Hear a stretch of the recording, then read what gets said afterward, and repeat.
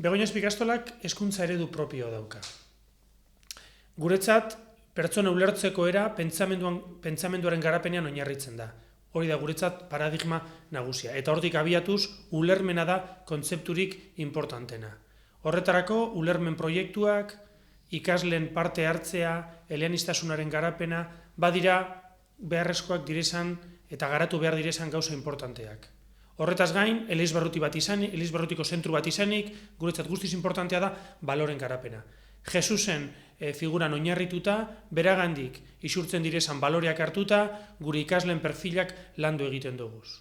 Begoña Espikastola se basa en el pensamiento y en su desarrollo, y toma como núcleo central el concepto de comprensión. A través de proyectos de comprensión, de proyectos y retos del plurilingüismo, intentamos desarrollar las competencias básicas de nuestro alumnado.